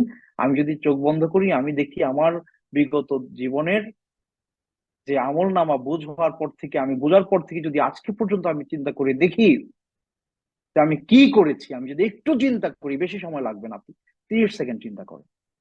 30 সেকেন্ড চিন্তা করে দেখেন, আমি যদি চিন্তা করে দেখি আমি নিজে কতটুকু ভালো কাজ করেছি একা, আর আমি কতটা মন্দ করেছি। কোনোভাবেই কোনোভাবেই আমার ভালোর পাল্লাটাকে আমি ভারী করতে পারবো না। কোনোভাবেই আমার একার আমল আমার পাল্লাটাকে আমি ভারী করতে পারবো না। আমার কোনোভাবেই মনে আসে না, মনে পড়ে না, মনে ধরে না যে আমি খারাপের চেয়ে ভালো করে ফেলেছি। মিলাইতে পারি না। তাহলে আপনার একার আমল দিয়ে আপনি জান্নাত পাওয়াটা এটা বড় কঠিন বিষয়। তাহলে একার আমল ছাড়া কেমনে জান্নাতে যাবেন? হ্যাঁ, আপনি শুধু ব্যক্তিগত আমল না, আপনি এমন কিছু করে যাওয়ার চেষ্টা করেন। আপনি 2 জন মানুষকে দিনের পথে আনেন, আপনি 5 জন মানুষকে দিন বোঝান, 2 জন, 2, 4, 5 জন, 10 জন মানুষকে দিনের পথে ডাকেন। এমন এমন কাজ আপনি করেন যেগুলো আপনি মারা যাওয়ার পরেও জারি থাকবে। এইগুলো যদি আপনি করে যেতে পারেন, যেগুলো একটু আগে বললাম, সদকায়ে জারিয়া, অথবা এমন জ্ঞান যেটা আপনার উপকার দিবে মৃত্যুর পর, কিয়ামত পর্যন্ত। আপনার সন্তানদেরকে আপনি দিনের উপরে মানুষ করে যান। আপনি থাকবেন না, তারা 2 হাত উঠিয়ে আল্লাহর কাছে দোয়া করে কান্নাকাটি করবে আপনার জন্য, আপনার ক্ষমার জন্য, আপনার কবরে আযাব যেন না হয় সেজন্য, আল্লাহ যেন আপনার জান্নাতের মর্যাদা উচ্চকিত করেন সে কথা তারা বলবে। এরকম কাজগুলো যদি আপনি করে যেতে পারেন, তাহলে আপনার আমল আর ওই আমল সব মিলিয়ে আপনার গুনাহগুলো অবশ্যই পেছনে পড়ে যাবে। খুব আশা নিয়ে বলতে পারি, আপনি যদি নিজে আমল করেন, আপনি যদি মানবিক কাজগুলো করে যান, সোশ্যাল ওয়েলফেয়ারের কিছু কাজ করে যান, মানবতার পেছনে সময় ব্যয় করেন আল্লাহর সন্তুষ্টির জন্য, এবং মরে যাওয়ার আগে কিছু সদকায়ে জারিয়া, কিছু জ্ঞান আর সন্তানদেরকে দিনের উপরে মানুষ করে যান, আমি শক্তভাবে বলতে পারি, আমি বড় আশা নিয়ে বলতে পারি, আপনি কখনো জাহান্নামী হবেন, আমি কখনো জাহান্নামী হব না। কারণ আমার একার গুনাহ তখন এত আমলের সাথে কুলায় উঠতে পারবে না, পারবে না। তো এই জন্য এই পেরেশানিটা আপনার আমার মধ্যে থাকতে হবে, যেটা জাকারিয়া আলাইহিস সালামের ছিল, যে আমি থাকবো না, কিন্তু আমার এই রেখে যাওয়া কর্ম যেন আমার বংশধারা থেকে কেউ বাস্তবায়ন করে। এই এই চিন্তা ওনার ভেতরে ছিল। আর উনি যেহেতু রাসূল ছিলেন, রেসালাতের বড় দায়িত্ব ছিল। নিজের মানুষ ছাড়া নিজের প্রতিষ্ঠান অন্য কেউ অতটা আন্তরিকতার সাথে খেয়াল করে না। এটা বাস্তবতা। যতই আমরা বলি না কেন, ওনার ছেলে ওনার প্রতিষ্ঠানের দায়িত্ব পাইছে, বাপেরটা পোলা নিয়ে গেছে। আরে ভাই, ওনার বাবা যে কষ্ট করে এই প্রতিষ্ঠানটা করছে, এই এই এই কষ্টের এই কষ্টের ফোঁটা এই সন্তানদের গায়ের উপরেও পড়ছে। ছেলেকে সময় দিতে পারে নাই, মেয়েকে সময় দিতে পারে নাই, বউকে সময় দিতে পারে নাই, সংসারে সময় দিতে পারে নাই, দিনের পর দিন, রাতের পর রাত কষ্ট করে করে এরকম একটা প্রতিষ্ঠান করছে। এই প্রতিষ্ঠান, তার সন্তান যদি অধিক হকদার না হয়, যোগ্য সন্তান, আমি অযোগ্যদের কথা বলবো না, যোগ্য সন্তান যদি এই প্রতিষ্ঠানের রক্ষণাবেক্ষণের হকদার না হয়, তো আপনি কি, আপনি হবে? আপনি তো সুযোগ পাইলেই ওটা নষ্ট করতে চান। আপনি তো সুযোগ পাইলেই কিভাবে নিজের পকেট ভরবেন সেই ধান্দা আপনি করছেন। তো এই জন্য আসলে নিজের প্রতিষ্ঠান রক্ষার জন্য, নিজেদের মধ্য থেকে আল্লাহর জন্য মানুষ গড়া, এটা খুবই গুরুত্বপূর্ণ একটা দায়িত্ব। এখান থেকে বড় শিক্ষা আমাদের জন্য। আলেম ওলামা যারা আছেন, বিভিন্ন প্রতিষ্ঠান আপনারা করছেন, নিজের সন্তানদেরকে ওই পথে গড়ে যান। আপনি থাকবেন না, আপনার প্রতিষ্ঠান আপনার সন্তান দেখাশোনা করবে আল্লাহর জন্য, পকেট ভরার জন্য না। আল্লাহ ওয়ালা সন্তান তৈরি করলে সে কোনোদিন দুনিয়াদারির জন্য আপনার প্রতিষ্ঠানের দেখাশোনা করবে না, আল্লাহর জন্যই করবে। এবং আপনার প্রতিষ্ঠান, আপনার সন্তান যে দরদ নিয়ে দেখবে, দুনিয়ার অন্য যে কেউ এই দরদ নিয়ে দেখবে না, দেখবে না, এটা সম্ভব না, এটা কঠিন। কারণ আপনি যখন এই প্রতিষ্ঠানটা গড়লেন, এই প্রতিষ্ঠান গড়ার পেছনে আপনি যে শ্রম দিয়েছেন, সেই শ্রমের সেই কষ্টের ঘামের পানি তাদের শরীরে পড়ছে, তারা ভুক্তভোগী, তারা বুঝছে বাবা কত কষ্ট করে এই এই এই প্রতিষ্ঠান গড়েছেন। তো এই জন্য যারাই আমরা দিনের জন্য কাজ করছি, আল্লাহর জন্যই আমাদের সন্তানদেরকে ওইভাবে গড়া দরকার, যেন আমাদের অনুপস্থিতিতে আমাদের সন্তানেরা এই দায়িত্বগুলো পালন করতে পারে। আর যদি এমন হয় আপনি সে সন্তানকে গড়লেন না, সে তার মতো করে বড় হলো, তখন দেখা যাবে এই যে সমস্যা যেগুলো তৈরি হয়, আপনার কি বলে ট্রাস্টের জমি সে কোনো না কোনো ভাবে নিজের নামে করে বিক্রি করে ফেলতেছে। আপনার সন্তান, আপনার সন্তান আল্লাহর রাস্তার জিনিস তার নামে করে নিচ্ছে, কেন? বাবার সম্পদ না। এটা কেন হয়? কারণ ওই সন্তানকে আমরা দিন বোঝাতে পারিনি, ওই সন্তানকে আমরা দিনের উপরে গড়তে পারি নাই। তো এই জিনিসটা আমরা জাকারিয়া আলাইহিস সালামের কাছ থেকে শিখতে পারি, যে আল্লাহ সুবহানাহু ওয়া তাআলা আপনাকে দুনিয়াতে যে অবস্থান দিয়েছেন, সেটা হোক না আপনার ব্যবসা প্রতিষ্ঠান, আপনার ব্যবসা প্রতিষ্ঠানটাও তো দিনের জন্য। আপনি, আপনার একটা প্রতিষ্ঠান আছে, সেখান থেকে আপনি, আপনি পয়সাওয়ালা, প্রতি বছর জাকাত আদায় করছেন। তো এইখান থেকে যদি আর না আসতো, আপনি কিভাবে জাকাত আদায় করতেন? আপনি অসহায়দেরকে দান খয়রাত করছেন, আপনি তাদের পাশে আছেন। তো এই ধরনের যে কোনো প্রতিষ্ঠান, সেটা হোক সরাসরি দিনই কোনো প্রতিষ্ঠান, অথবা দিনের ওয়াসিলা হোক, যাই হোক, সেটা রক্ষণাবেক্ষণের জন্য আপনি আপনার উত্তরাধিকারী যারা আছে তাদেরকে ওইভাবে গড়ে যাবেন, আল্লাহর কাছে তাদের জন্য ওইভাবে দোয়া করে যাবেন, এবং ছোটবেলা থেকে তাদেরকে আপনি গড়ার চিন্তা চেষ্টা আপনার মধ্যে যেন থাকে, এই পেরেশানি আপনার মধ্যে যেন থাকে, যে আপনি থাকবেন না কিন্তু এই কল্যাণ যেন অবারিত হয়, এই কল্যাণ যেন ধারাবাহিকভাবে চলতে থাকে, এই চেষ্টা আপনার মধ্যে থাকতে হবে। এটা জাকারিয়া আলাইহিস সালাম থেকে আমরা শিখতে পারি। আলোচনা লম্বা হয়ে যাচ্ছে, আমি শেষ করব, এবং পরবর্তী অনুষ্ঠানে আমরা ইনশাল্লাহ আরো আরো এখান থেকে যে গভীর যে শিক্ষা আছে, এগুলো আমরা বের করার চেষ্টা করব ইনশাআল্লাহ। আর কয়েকটা কথা বলে আজকে আমি শেষ করব। তাহলে যেই কয়েকটা শিক্ষার কথা আমি বললাম, এর মধ্যে উল্লেখযোগ্য হচ্ছে যে জাকারিয়া আলাইহিস সালাতু ওয়াসসালাম, উনি ওনার উত্তরাধিকারের জন্য আল্লাহর কাছে পেরেশান ছিলেন, এবং আল্লাহ সুবহানাহু ওয়া তাআলার কাছে দোয়া করেছেন। আল্লাহ সুবহানাহু ওয়া তাআলা তার দোয়া কবুল করেছেন, এবং সেই দোয়া কবুলের জন্য উনি যথোপযুক্ত সময় বেছে নিয়েছেন, যথোপযুক্ত আমল বেছে নিয়েছেন, এবং সেটার জন্য নীরবে, নিভৃতে, নির্জনতায় তিনি নিজেকে নিয়ে গেছেন, এবং সেখানে আল্লাহ সুবহানাহু ওয়া তাআলার কাছে নিজের মনের কথাগুলো খুব শক্তভাবে আল্লাহর কাছে চেয়েছেন, এবং আল্লাহ সুবহানাহু ওয়া তাআলা তাকে দান করেছেন। আরেকটা কথা এখানে বলেছিলাম যে আল্লাহ সুবহানাহু ওয়া তাআলা দুইজন ব্যক্তির নামকরণ নিজে করেছেন। এর মধ্যে একজন হচ্ছেন ওনার সন্তান জাকারিয়া আলাইহিস সালাতু ওয়াসসালামের সন্তান, তার নাম হচ্ছে ইয়াহইয়া, এবং মারিয়াম আলাইহিস সালাতু ওয়াসসালামের সন্তান, তার নাম হচ্ছে ঈসা। এই দুইজনকে আল্লাহ সুবহানাহু ওয়া তাআলা, এই দুইজন ব্যক্তির নাম আল্লাহ নিজেই নামকরণ তাদেরকে করে দিয়েছেন। আল্লাহ নিজে নাম, তাদের নাম আল্লাহ রেখেছেন, তাদের নাম আল্লাহ রেখেছেন। তো আল্লাহ সুবহানাহু ওয়া তাআলা তাদের সন্তানদের প্রতি এত বেশি ইহসান কেন করলেন? তাদের নাম আল্লাহ কেন রাখলেন? এটার পেছনে কারণ কি? আল্লাহ সুবহানাহু ওয়া তাআলা তাদের প্রতি এই আলাদা ভালোবাসা, এরকম অনন্য এক ভালোবাসা কেন আল্লাহ তাদেরকে দিলেন? নিঃসন্দেহে, এতে কোনো সন্দেহ নাই, এতে কোনো সন্দেহ নাই, এতে কোনো সন্দেহ নাই, এই কথাটা আমি এখন যেটা বলছি, এতে কোনো সন্দেহ নাই। বাবা মায়ের সৎকর্মের কারণে সন্তান আল্লাহর পক্ষ থেকে নিয়ামত প্রাপ্ত হয়।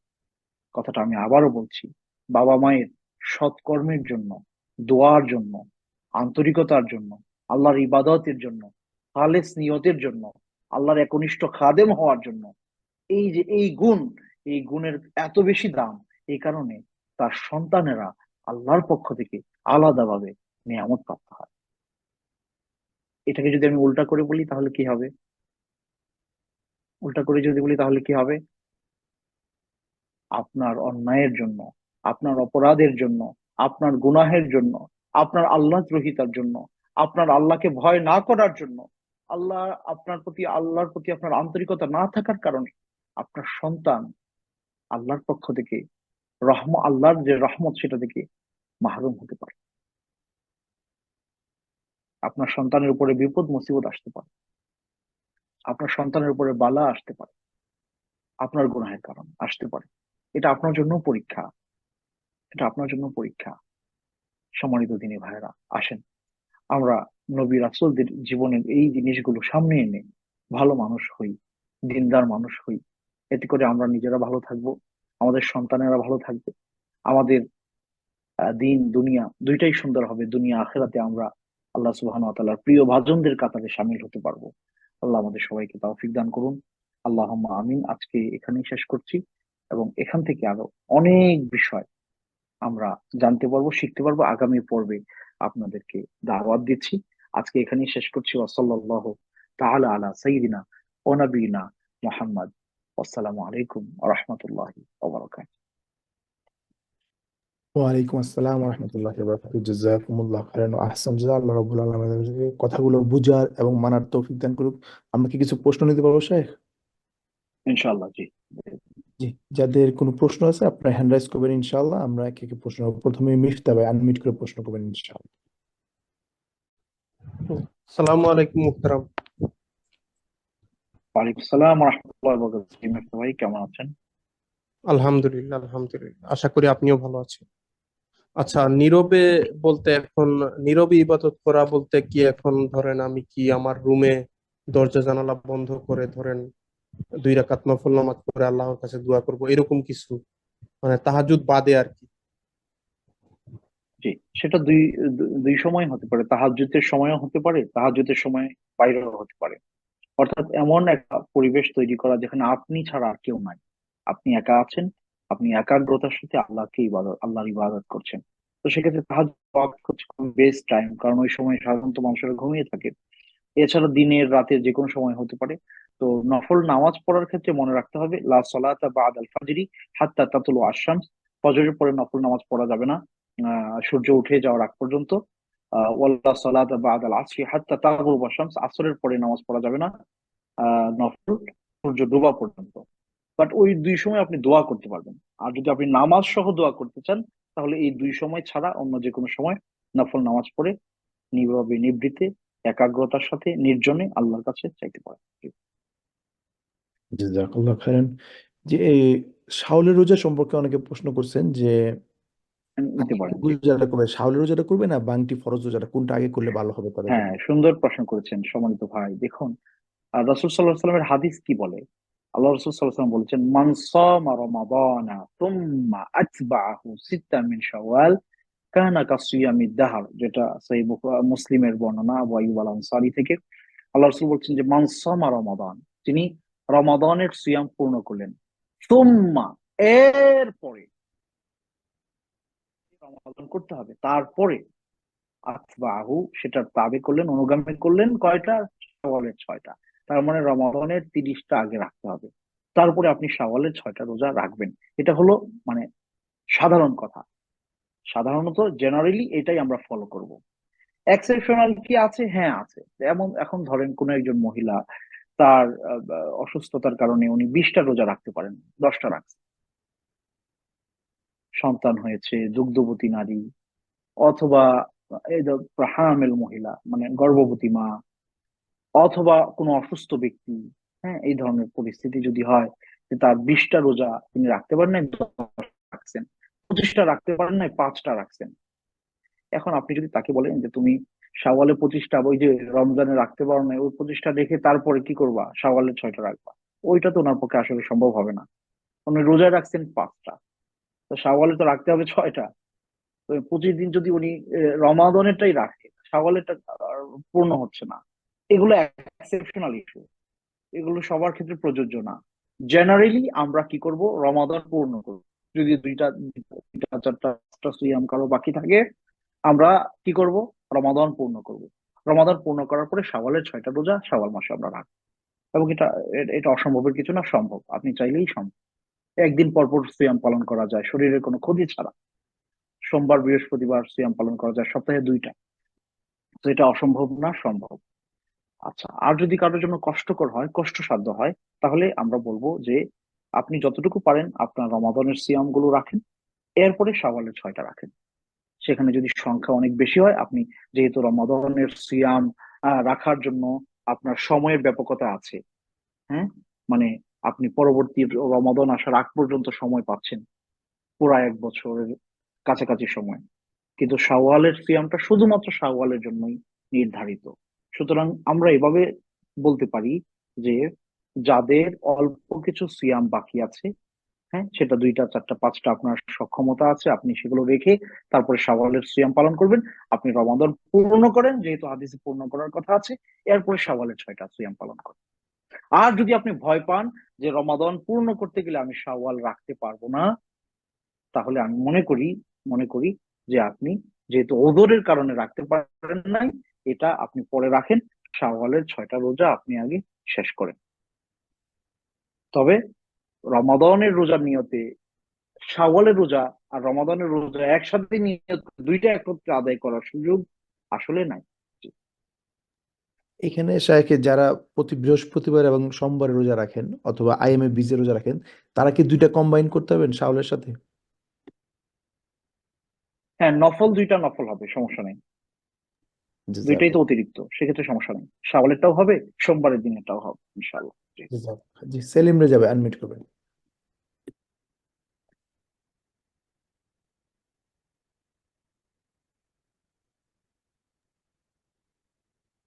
সেলিম রে যাবে, আপনাকে আনমিউট করতে হবে।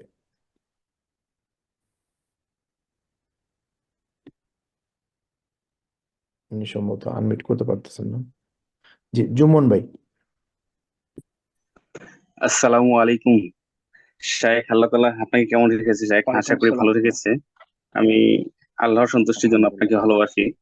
তো শাইখ, আজকে অত্যন্ত গুরুত্বপূর্ণ কিছু আলোচনা হয়েছে। জাযাকাল্লাহ। শাইখ, এর মধ্যে আমি একটু জি। বিষয় জানতে চাচ্ছি যে সুন্নাহ, যে রাসূল সাল্লাল্লাহু আলাইহি ওয়াসাল্লামের যে সুন্নাহ পদ্ধতি অনুসরণ করা, এটা আমরা কতটুকু বাধ্য? যেমন দাড়ি, পোশাক, তারপরে জীবিকা নির্বাহন, এসব মিলায় তাহাজ্জুদের সালাত, মানে অন্যান্য আনুষঙ্গিক বিষয়গুলা দয়া করে এই সম্পর্কে একটু যদি সম্ভব হয় সংক্ষেপে বলবেন যে। সম্মানিত ভাই, বারাকাল্লাহ ফিক। দেখুন, আসলে আমরা যদি এভাবে চিন্তা করি যে ইসলাম হচ্ছে একটা, শুনতে পাচ্ছেন? জি। জি শায়েখ, শোনা আমরা যাচ্ছে। যদি এভাবে চিন্তা করি যে ইসলাম হচ্ছে একটা ইমারাতের মতো, ইমারা, বা একটা বিল্ডিং এর মতো, একটা কি বলে, স্থাপনার মতো। সেই স্থাপনাটা আপনার বসবাসের জন্য, সেটার ফান্ডামেন্টাল কিছু ব্যাপার থাকে যেগুলো ছাড়া ওখানে বসবাস করা যায় না। সেটার ছাদ, দরজা, জানালা, খুঁটি, ফাউন্ডেশন, ওয়াল, এগুলো ছাড়া আপনি ওই ঘরে বসবাসই করতে পারবেন না। ওগুলো লাগবেই। ওগুলো হওয়ার পরে আপনার এখন ডেকোরেশন, আপনি কি ধরনের পেইন্ট ব্যবহার করবেন, আপনার ঘরের কি ধরনের আসবাবপত্র আপনি কিনবেন, এটা আপনার রুচির বিষয়। আপনি যতটা রুচিবান, রুচিশীল, আপনার ওই জায়গাগুলো খরচ তত বাড়বে, ডেকোরেশন তত সুন্দর হবে, মানুষ দেখবে, আপনার রুচির প্রশংসা করবে, আপনার সামাজিক স্ট্যাটাস তত ভালো থাকবে। তো ইসলামটা ঠিক এরকম। আল্লাহ সুবহানাহু ওয়া তাআলা আপনাকে যে ফান্ডামেন্টাল যে দায়িত্বগুলো দিয়েছেন, যেগুলোকে মাফরুদাত, ফরজ ইবাদত, যেগুলো আপনাকে করতেই হবে, অব্লিগেশন, এগুলো ছাড়া আপনার মুসলমানিত্ব টিকানো কঠিন। যেমন ভাবে একটা ঘরের মানে মৌলিক জিনিসগুলো ছাড়া সেখানে বসবাস করা কঠিন। তো ওইগুলো ঠিক থাকার পরে আপনি আপনার ঘরে বসবাস করতে পারবেন, ইসলামের ভেতরে আপনি থাকতে পারবেন, হয়তো আপনি জান্নাতেও যেতে পারবেন ইনশাআল্লাহ।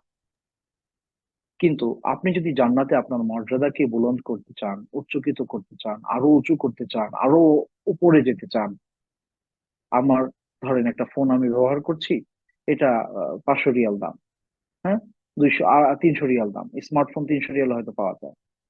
আবার আপনার ধরেন কি বলে, 3000 রিয়াল, 5000 রিয়াল, 10,000 রিয়ালের আইফোনও আছে, তাই না? এটা আপনার রুচির বিষয়, আপনি কোনটা ব্যবহার করবেন। তো আপনি কোন রকমের জান্নাতে যেতে চান?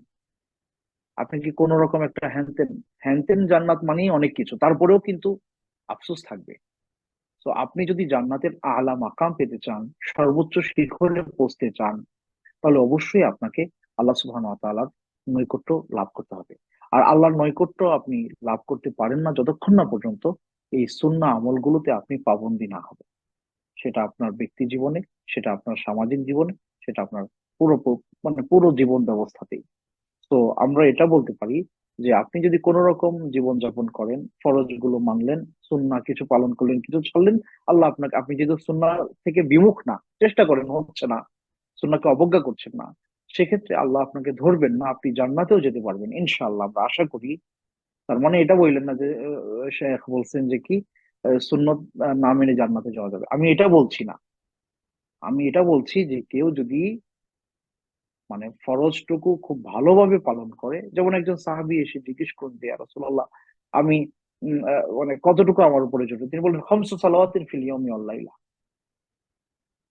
5 ওয়াক্ত নামাজ তুমি দিনে রাতে পড়বা। সাহাবী জিজ্ঞেস করলেন, হাল আলাইয়া গায়রু, এর বাইরেও কি কোনো অব্লিগেশন আছে? আল্লাহ রাসূল বললেন, লা ইল্লা আন তাতাওয়া, নাই, তবে অতিরিক্ত যদি তুমি করো সেটা তোমার জন্য ভালো। ওই সাহাবী চলে যাওয়ার পর আল্লাহ রাসূল বললেন যে, কেউ যদি জান্নাতি কোনো ব্যক্তি দেখতে চায় সে যেন তার দিকে তাকায়। তাহলে আপনি অব্লিগেশন গুলো মানলে আপনি জান্নাতবাসী হবেন আমরা আশা করি।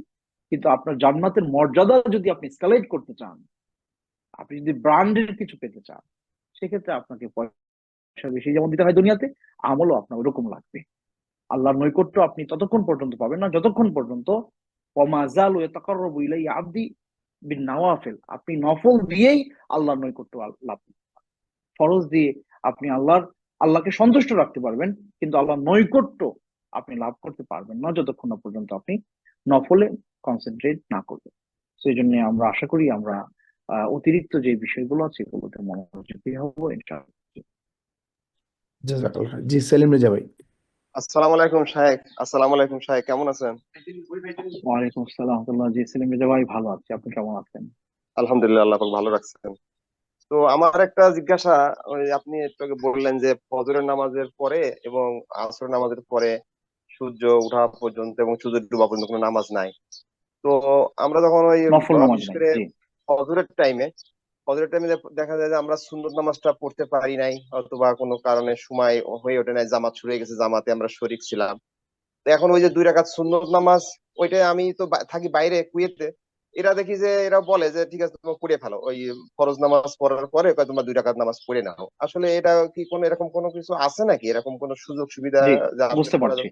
সম্মানিত জি। ভাই, আপনার প্রশ্ন বুঝতে পারছি। জি, কিছু সলাদকে মানে এক্সেপশনাল বলা হয়েছে, যেগুলোকে জাওয়াতু আসবাব বলা হয়। এর মধ্যে একটা হচ্ছে, এটা উলামাদের যারা বিভিন্ন মাযহাবের আলেমরা আছেন তাদের মধ্যে কারো কারো মত আছে, মত পার্থক্য এখানে আছে। তো কেউ কেউ বলেন যে, যেমন আপনি যদি মসজিদে প্রবেশ করেন, ওইটা একটা কারণ জনিত নামাজ, অর্থাৎ মসজিদে ঢুকলেন বিধায় আপনার কি হলো, আপনার ওই ওই নামাজটা আপনাকে পড়তে হবে। কেউ কেউ এটাকে খুব গুরুত্বপূর্ণ সুন্নাহ বলেন। তো এই জন্য ওনারা বলেন যখনই আপনি ঢুকবেন 2 রাকাত পড়বেন, সেটা আসরের পরে হলো, এটা কোনো কোনো আলেমের।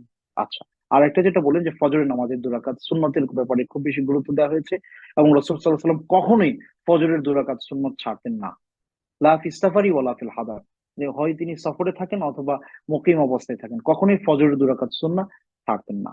এই কারণে ওলামাদের কেউ কেউ বলেছেন যে সেটা আপনি পড়ে নেবেন। এবং কোন কোন এরকম বর্ণনা, আমি একটু দেখবো বর্ণনাটা সহি কিনা, যে রাসূল সাল্লাল্লাহু আলাইহি ওয়াসাল্লাম কাউকে এরকম 2 রাকাত পড়তে দেখলেন ফজরের পরে, তাকে জিজ্ঞেস করলেন তুমি কি 4 রাকাত পড়তেছো নাকি, কি বলে ফজরের সলাত। তিনি বললেন, লা ইয়া রাসূলুল্লাহ, আমি ওই 2 রাকাত সুন্নত পড়ি নাই, এটা পড়ে নিলাম। আল্লাহ রাসূল তাকে না বলেন নাই। তো এটা একটা দলিল এক্সেপশনাল যে ফজরের 2 রাকাত পড়া যাবে। এই জাযাকাল্লাহ খাইরান। জি, দিলরুবা আনমিউট করবেন। আসসালামু আলাইকুম। জি শায়েখ, এই ওয়ালাইকুম ক্ষেত্রে আসসালাম। নিয়োগটা কিভাবে করবো? সরি, বুঝতে পারিনি। উনি নিয়তের কথা জাহিদ বলছেন ভাই, যে প্লিজ এক্ষেত্রে নিয়ত। Repeat the question. জি জি। আমি কি প্রশ্নটা বুঝাতে পেরেছি? ভাইয়া যেই প্রশ্নটা করছে সুন্নত পরে বের পড়ার বিষয়ে, সেক্ষেত্রে আমি নিয়োগটা কিভাবে করতে পারি? নিয়ত আপনি, ও আচ্ছা, ও 2 রাকাতের ব্যাপারে আপনি জানতে চাচ্ছেন। আচ্ছা, সেক্ষেত্রে আপনি নিয়ত রাখবেন অন্তরে যে আমি ফজরের 2 রাকাত সুন্নত পড়ছি। আর নিয়তের ব্যাপারে সুস্পষ্ট কথা এই যে, সলাতের নিয়ত মুখে উচ্চারণ করা উচিত না, সুন্নাহ না। রাসূল সাল্লাল্লাহু আলাইহি ওয়াসাল্লাম ফরজ নামাজে বা নফল নামাজে, নামাজের জন্য, সলাতের জন্য নিয়ত মুখে পাঠ করতেন না। নিয়ত পড়তে হয় না, নিয়ত করতে হয়। সো অন্তরে নিয়ত করতে হয়। নিয়া মানে হচ্ছে কাসদুল কালব, অন্তরের সংকল্প। আপনি যে দাঁড়ালেন, এখন আল্লাহু আকবার বলবেন 2 রাকাতের জন্য, আপনার মনের ভেতরে অবশ্যই থাকতে হবে আপনি কিসের জন্য আল্লাহু আকবার বলছেন। সো মনের ভেতরে যদি থাকে যে আমি এখন ফজরের 2 রাকাত সুন্নতের জন্য নিয়ত করছি, দ্যাটস ইট, এটাই আপনার জন্য যথেষ্ট। মুখে নাওয়াইতু আন উসাল্লি লিল্লাহি তাআলা, এই যে দোয়া আমরা পড়েছি ছোটবেলায়, মুখস্থ করেছি, এগুলো আমাদের কোন কোন বিদ্বান আমাদের জন্য লিখে দিয়েছেন, কিন্তু এগুলো হাদিসে আসে নাই। রাসূল সাল্লাল্লাহু আলাইহি ওয়াসাল্লাম এইভাবে সলাতের জন্য মুখে নিয়ত পড়েন নাই, পাঠ করেন নাই। জি। জাজাকাল্লাহ খাইর। জি, উনি আরেকটা প্রশ্ন করবেন হয়তো। জি, আনমিউট করবেন। জি, সরি, আরেকটা কোশ্চেন আমার মানে করতে চাচ্ছিলাম, সেটা হচ্ছে যদি কোনো ওয়াইফ আল্লাহ রাস্তায় চলার চেষ্টা করতেছে, বাট দেখা গেল সামহাও তার হাজবেন্ড একটু দিনের থেকে দূরে আছে, তখন সেই ক্ষেত্রে ওয়াইফ কি ভাববে যে না, আমি ওই কোরআনে বলা হয়েছে যে দিনদার নারীর জন্য দিনদার হাজবেন্ড, তো সেক্ষেত্রে আমি বা যে কেউ এটা কি ভাববে যে নিশ্চয়ই আমি এখনো সেই পরিমাণে দিনদারিত্ব অর্জন করতে পারি নাই, বা আমি দিনের পথে পরিপূর্ণভাবে নাই, যে কারণে আমার লাইফ পার্টনারও পরিপূর্ণভাবে আমি সেভাবে দিনদারির পথে পাচ্ছি না, এমনটা ভাবাটা আসলে ঠিক হবে কিনা? বুঝতে পারছি সম্মানিত বোন। ব্যাপারটা হয়েছে কি দেখেন, আল্লাহ সুবহানাহু ওয়া তাআলার দুনিয়াতে মানুষ পাঠানো নবী রাসূলদের থেকে শুরু করে আজকে পর্যন্ত যত মানুষ দুনিয়ায় আছে, এরকম অনেক নজির আছে যে আল্লাহ সুবহানাহু ওয়া তাআলা মানুষদেরকে নানান ভাবে পরীক্ষা করেছেন। তার মধ্যে এটা একটা বড় পরীক্ষা যে আপনার লাইফ পার্টনার, যিনি আপনার জীবন সঙ্গী, তার সাথে দিনের পার্থক্য, দিন প্র্যাকটিসের পার্থক্য, দিন আমলে আনার পার্থক্য থাকা। হ্যাঁ, এটা খুবই খুবই স্বাভাবিক বিষয়। আমরা এমনটা দেখেছি। আপনি যদি কোরআন পড়েন, আপনি দেখবেন যে ইমরাতু নূহ, নূহ আলাইহিস সালামের স্ত্রীর কথা আসছে, লূত আলাইহিস সালামের স্ত্রীর কথা আসছে। তারা দিনের উপরে ছিলেন না। পক্ষান্তরে ইমরাত ফেরাউন, ফেরাউনের স্ত্রীর কথা আসছে, যিনি দিনদার ছিলেন, তার স্বামী ফেরাউন আল্লাহদ্রোহী ছিল। তো ওই জায়গায় আল্লাহ সুবহানাহু ওয়া তাআলা তাদেরকে পরীক্ষা করেছেন, এবং তারা তাদের পরীক্ষায় যারা সালেহ ছিলেন, তাদের পরীক্ষায় তারা জয়ী ছিলেন। সুতরাং আপনি যার সাথেই দুনিয়ায় সহাবস্থান করেন না কেন, হ্যাঁ, আপনি আপনার জায়গায় আল্লাহর দায়িত্ব কতটুকু পালন করছেন, এবং ওই যে ব্যক্তি যাকে আল্লাহ আপনার জন্য পরীক্ষা স্বরূপ দিয়েছেন, তার যে দায়িত্ব আপনার কাছে, অধিকার না, আমি দায়িত্বের কথা বলছি, তার যে দায়িত্ব আপনার কাছে, অর্থাৎ তার অধিকার আপনার কাছে, সেটা আপনি যথাযথভাবে আদায় করবেন। আল্লাহর অধিকার আপনি আদায় করবেন, পাশাপাশি তার জন্য দোয়া করবেন। আমরা আশা করি আল্লাহ সুবহানাহু ওয়া তাআলা তাকে হেদায়েতের পথে নিয়ে আসবেন। এই কথা ভাবার সুযোগ নাই যে আমি হয়তো দিনদার না, এই কারণে আল্লাহ আমাকে এরকম একজন মানুষের সাথে রেখেছেন। না, নবী রাসূলদের জীবনে তাহলে কি, তারা কি দিনদার ছিলেন না? তাদের স্ত্রীরা তাদের পথের বিপরীতে ছিল। সো এটা আল্লাহর পক্ষ থেকে একটা পরীক্ষা আপনার জন্য। আল্লাহ কাদেরকে পরীক্ষা দেন? তাদেরকে পরীক্ষা দেন যাদেরকে আল্লাহ তার আরো কাছে নিতে চান। তো এই পরীক্ষায় যদি আপনি উত্তীর্ণ হন, আপনি আল্লাহর অনেক অনেক অনেক কাছের একজন মানুষে পরিণত হবেন, এবং সেটাই ইতিহাস বলে। আল্লাহ তৌফিক দান করুন। আমিন। জাজাকাল্লাহ খাইর। যে আমি আরেকটা লিখিত প্রশ্ন নেবো, আর সর্বশেষ প্রশ্ন নেবো কোরআন রিডিং ক্লাস। আপনি আনমিউট করবেন, এরপর আমি একটা শুধু লিখিত প্রশ্ন নেবো, শেষ প্রশ্ন ইনশাআল্লাহ। জি, ওকে, কোরআন রিডিং ক্লাস ইনশাআল্লাহ। জি। আনমিউট করবেন। উনি আনমিউট করতে করতে আমি লিখিত প্রশ্ন নিচ্ছি শাহেখ।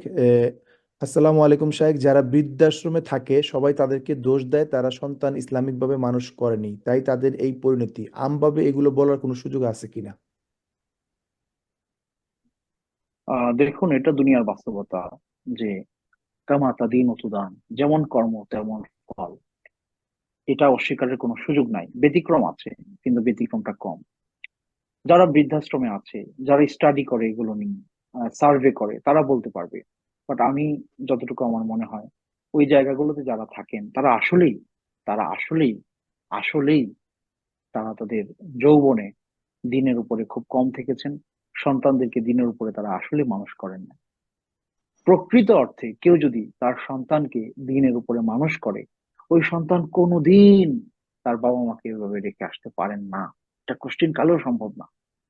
হ্যাঁ, কারো যদি পরিস্থিতি, মনে করেন যে এমন একজন ব্যক্তি একমাত্র সন্তান, আর কোনো ছেলে মেয়ে নাই, সে হয়তো দেশের বাইরে থাকে, হ্যাঁ, তারপরেও তারা বৃদ্ধাশ্রমে পাঠায় না, কোনো না কোনো ভাবে কোনো আত্মীয় স্বজনের কাছে, তার বোনের কাছে বা নিকট কোনো আত্মীয়ের কাছে দেখভালের জন্য রাখে। আর ওই জায়গায় যারা আছে, তাদের সন্তানরা তাদের কোনো খবরও নেয় না।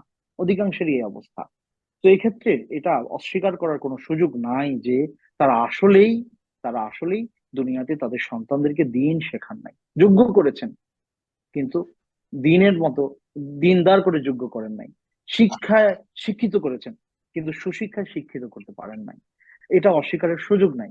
সুতরাং আহ আহ আহ, তাদেরকে আমরা ঢালাও ভাবে দোষারোপ যদি করিও, এটা ভুল হবে না। আসলে তাদের আসলে দোষ আছে, না হয় আজকে তাদের এই পরিণতি হতো না। এটা অস্বীকারের কোনো সুযোগ আসলে বাস্তবতার খাতিরে নাই। তারপরে ব্যতিক্রম থাকতে পারে, হয়তো তিনি দিনের উপরে ছেলেদেরকে মানুষ করেছেন, কিন্তু তারা দিনের পথে চলে নাই, বিপদে চলে গেছে। হ্যাঁ, তাহলে এটা আল্লাহর পক্ষ থেকে তার জন্য একটা পরীক্ষা, তিনি সবর করবেন এবং আল্লাহর কাছে তিনি রিওয়ার্ড পাবেন। তো জেনারেলি এই কথা যদি কেউ বলে যে যারা বৃদ্ধাশ্রমে আছে তারা আসলে সন্তানদেরকে দিনের উপরে মানুষ করে না, এই জন্য এই পরিণতি, এটা অস্বীকারের সুযোগ আসলে বাস্তবতা আমাদেরকে দেয় না। এটার বাস্তবতা আছে, এটা আসলে অস্বীকারের সুযোগ আসলে নাই।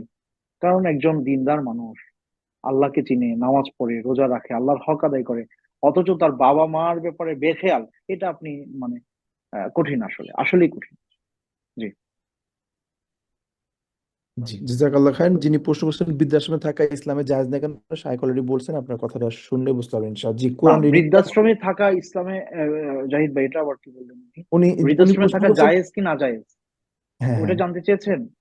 উনি হ্যাঁ, না, লিখে বৃদ্ধাশ্রমে বৃদ্ধাশ্রমে থাকা থাকা অবশ্যই ইসলামে জায়েজ। জায়েজ নাই কেন, জানতে পারি শাইখ, এটা বলছেন আর কি। না না, বৃদ্ধাশ্রমে থাকা জায়েজ নাই এই কথা তো আমরা বলি নাই, কিন্তু মানে বৃদ্ধাশ্রমে থাকা নাজায়েজ হবে কেন? সেখানে তো নাজায়েজের কিছু নাই। বরং যারা বৃদ্ধাশ্রম খুলে দিয়েছে তারা একটা জনকল্যাণমূলক কাজ করতেছে, তারা মানবতার পাশে দাঁড়িয়েছে, মানবতার খেদমতে কাজ করতেছে। যে এই মানুষটাকে তার ছেলে এভাবে মানে পথে ফেলে রেখে চলে গেছে, আর কোনো খবর নিচ্ছে না। যেই মা 10 মাস তাকে গর্ভে ধারণ করেছে, ওই মার কোনো খবর নিচ্ছে না। ওই মা, ওই ওই ওই বৃদ্ধ মাকে, বাবাকে একজন একজন মানুষ থাকার জায়গা করে দিয়েছে, আপনার খাবারের ব্যবস্থা করেছে, তার ভরণ পোষণের ব্যবস্থা করেছে। এটা তো আল্লাহ পাওয়ার কি বলে যে আহ, চমৎকার রাস্তাগুলোর একটা। এতে কোনো সন্দেহ নাই, এতে কোনো সন্দেহ নাই, ওইটার সমস্যা না। আমরা বলছি যে যারা বৃদ্ধাশ্রমে থাকছেন তারা, তাদের কর্মের এটা একটা ফল, দুনিয়াবি ফলাফল, এটা অস্বীকারের কোনো সুযোগ নাই। কিন্তু বৃদ্ধাশ্রমে থাকাও বৈধ, বৃদ্ধাশ্রম ওপেন করাও বৈধ। হ্যাঁ, এতে কোনো সমস্যা নেই, বরং এটা স্বভাবের কাজ। এই ধরনের কাজ সমাজে থাকা দরকার। এই মানুষদেরকে আমরা ভালোবাসি, শ্রদ্ধা করি, সম্মান করি, এবং পারলে সহযোগিতা করা উচিত যারা এই ধরনের বৃদ্ধাশ্রম খুলে দিয়েছে। জি, বারাকাল্লাহ। জাযাকাল্লাহ খাইর। জি, সর্বশেষ প্রশ্ন নিব আমি, কোরআন রিডিং ক্লাস। জি, আপনি প্রশ্ন করবেন ইনশাআল্লাহ। জি, আসসালামু আলাইকুম ওয়া রাহমাতুল্লাহি ওয়া বারাকাতুহু। সালাম আলাইকুম। শাহেক, আমি জানতে চাচ্ছিলাম আম, এইবারকার এই রমাদানে মানে অ্যাসিডিটির কারণে আহ মানে রাতেও বেশ ভমিটিং হয়েছে, কিন্তু ফজরের পরে বেশ ভালো পরিমাণে বমি হয়েছে। এখন রমাদানটা মানে সিয়ামটা আমি রেখেছি, এই সিয়ামটা আমাকে কি আবার রাখতে হবে না হয়েছে? আচ্ছা, এখন কথা হচ্ছে যে বমি করলে রোজা ভাঙবে কিনা। হ্যাঁ, ওলামায়ে কেরাম যেটা বলেন যে কেউ যদি ইচ্ছে করে বমি করে, মুখ বলে, তাহলে রোজা ভেঙে যায়। আর যদি আপনার ইচ্ছার বাইরে বমি হয়, সেক্ষেত্রে রোজা ভাঙে না, এমনটাই ওনারা বলেন। তো সেক্ষেত্রে আপনার রোজা ভেঙেছে এটা আমরা বলতে পারছি না, রোজা হয়েছে ইনশাআল্লাহ। এবং আপনি তো রোজা রেখেছেনও, তো সেই রোজা আপনাকে আর করতে, আপনি তো রোজা রেখেছেন, সেটাই যথেষ্ট ইনশাআল্লাহ। ইনশাআল্লাহ। আর আরেকটা হচ্ছে যে আজান আজান শুরু হয়েছে, তখন যদি মানে কেউ ধরেন সেহরি করার সময় পায়নি, ওয়াশরুমে ছিল, জাস্ট বের হয়ে পানিটা খেলো, তাহলে এই সিয়ামটা কি তাকে রাখতে হবে? আচ্ছা, সুন্দর প্রশ্ন করেছেন। দেখুন সম্মানিত বোন, সেটা হচ্ছে সাহরি, সাহুর বা সাহরি বা যাই আপনি বলেন, সেটা গ্রহণ করা সুন্নাহ, সেটা গ্রহণ করা সুন্নাহ, কিন্তু টাইম মেনটেন করা ফরজ। ও আতিমু সিয়ামা ইলাল লাইল, মানে সিয়ামের মানে টাইম মেনটেন করা, স্টার্টিং এবং এন্ডিং, এটা ফরজ, এটা ফরজ, আপনাকে অবশ্যই মেনটেন করতে হবে। এখন এমন যদি হয় যে আজান ওনারা একটু আগেই দেয়, বাংলাদেশে যেটা হয় যে টাইম আছে আরো 2 মিনিট, বা এরকম হতে পারে যে আজান দিয়ে দিন যাতে করে মানুষ খাওয়া বন্ধ করে দেয়, অনেক আজান চলে খাচ্ছে, এটা এরকমও হয়। কিন্তু যদি এরকম হয় যে ফজর ফজর স্টার্ট হয়েছে, এটা আপনি কনফার্ম যে ফজরের স্টার্টিং টাইম 6টা 12 মিনিট, এবং আজানও হচ্ছে 6টা 12 মিনিটে, তাহলে আপনি আজান হয়ে যাওয়ার পরে আপনি আর খেতে পারবেন। যদি আপনি আজান হওয়ার পরে আপনি খান, তাহলে বোঝা গেল যে আপনি আসলে রোজাটা ভেঙে ফেলেছেন। তো এখন সেটা একটু জানতে হবে আপনি কোন দেশে আছেন, কি অবস্থায় আছেন। যেখানে আজান শুনেছেন সেখানে কোন আগে আজান দিয়েছেন নাকি ওয়াক্ত হওয়ার পরে আজান দিয়েছে। যদি এমন হয় যে ওয়াক্ত হওয়ার পরে আজান দিয়েছে, তাহলে তো রোজা হবে কিনা সন্দেহ। আবার আহ এরকম বর্ণনাও আছে যে আহ মানে ফজর হয়ে যাচ্ছে বা এরকম অবস্থা, তার আহ, সামনে খাবারের যতটুকু অংশ এখনো বাকি আছে সেজন্য খেয়ে নিতে পারে, এমন কিছু বর্ণনাও আমরা পাই। তো সেই ক্ষেত্রে আমরা বলবো যে সচেতনতা হচ্ছে আপনি খাবেন না, তারপর যদি এরকম হয় যে আপনি খেয়ে ফেলেছেন, আশা করি আপনার রোজা হয়ে যাবে ইনশাআল্লাহ। জি, জাজাকাল্লাহ খাইরান ওয়া হাসানুল জাযা। আমি আর প্রশ্ন নিচ্ছি না, লিখিত যারা প্রশ্ন নিচ্ছেন আমি কপি করে রাখছি, ইনশাল্লাহ আগামী ক্লাসে আমরা নিব ইনশাল্লাহ। আইফোন যিনি হ্যান্ড রাইজ করছেন আপনার প্রশ্নটা ইনশাল্লাহ আগামী ক্লাসে নিব। আজকে অলমোস্ট 1.5 ঘন্টার ইনশাআল্লাহ। উপরে হয়ে গেছে। তো তাহলে আমাদের এনে খাইতে শেষ করুক, ওকে। আগামী প্রোগ্রামে যদি দুয়ার উপরে আমরা শেষ করি ইনশাআল্লাহ। জি, সুবহানাকাল্লাহুম্মা ওয়া বিহামদিক আশহাদু আল লা ইলাহা ইল্লা আনতা আস্তাগফিরুকা ওয়া আতুবু ইলাইক। আসসালামু আলাইকুম ওয়া রাহমাতুল্লাহি ওয়া বারাকাতুহু। ওয়ালাইকুম আসসালাম ওয়া রাহমাতুল্লাহি